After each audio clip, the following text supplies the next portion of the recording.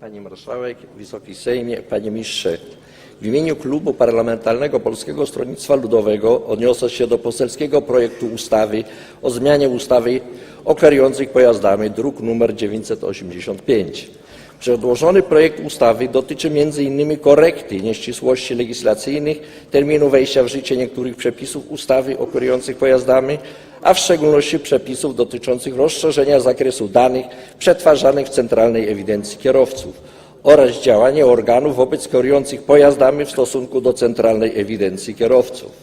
Zmiana w artykule 103 ma na celu usunięcie luki prawnej umożliwiającej wydanie przez starostę decyzji o cofnięciu uprawnienia do kierowania pojazdami w przypadku osoby skierowanej na kontrolne sprawdzenie kwalifikacyjne, która nie zgłosiła się do egzaminu we wskazanym terminie. W artykule 134 zawarto przepisy regulujące prawa osób, które są w trakcie egzaminu na prawo jazdy kategorii A. Osoby pomiędzy 18 a 24 rokiem życia, które ukończyły szkolenia w zakresie prawa jazdy kategorii A, będą mogły przystąpić do egzaminów w zakresie prawa jazdy kategorii A2, a następnie bez konieczności ukończenia dodatkowego szkolenia przystąpić do egzaminów w zakresie prawa jazdy kategorii A.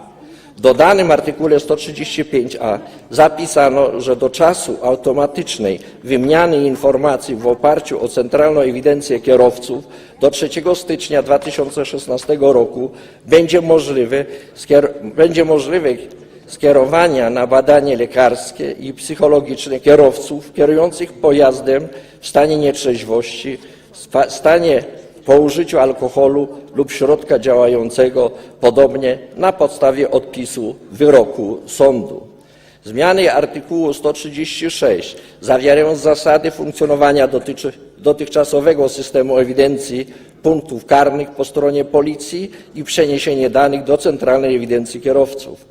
Ponieważ proponowane zmiany umożliwiają realizację w latach 2013–2015 zadań związanych z przebudową systemu Centralnej Ewidencji Pojazdów i Kierowców oraz że poszerzenie kosztów przebudowy i dalszego utrzymania tej bazy rozłożone zostały w czasie, Klub Poselski Polskiego Stronnictwa Ludowego będzie głosował za przyjęciem przedłożonego sprawozdania, druk nr 987.